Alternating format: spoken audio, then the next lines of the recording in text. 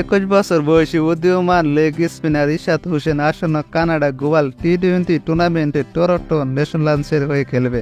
এটি হবে তার প্রথমবারের মতো কোনো বিদেশি ফ্র্যাঞ্চাইজি লিগে অংশগ্রহণ। টি-20 বিশ্বকাপে তার আক্রমণাত্মক বয়হীন বোলিং এবং দারুণ পারফরমেন্সের মাধ্যমে ইশাত আন্তর্জাতিক ক্রিকেট অঙ্গনে ব্যাপক নজর কেড়েছে। বিশ্বকাপে বাংলাদেশের হয়ে 7 ম্যাচে 14 উইকেট শিকার করেন তিনি। সর্বোচ্চ উইকেট শিকারকারীদের মধ্যে 6 নম্বরে রয়েছে। তার অসাধারণ ফর্ম এবং আগ্রাসিভ বোলিংয়ের জন্য তাকে টরন্টো ন্যাশনালস তাদের দলে নিয়েছে। 22 জুন টরন্টো ন্যাশনালসের ইনস্টাগ্রাম অ্যাকাউন্টে ইশাতকে দলে বেড়ানোর বিষয়টি নিশ্চিত করেছে।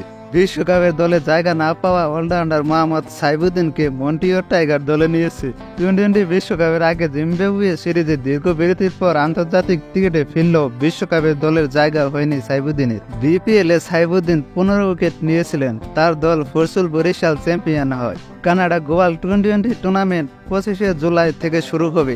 14 আগস্ট ফাইনাল ম্যাচ অনুষ্ঠিত হবে।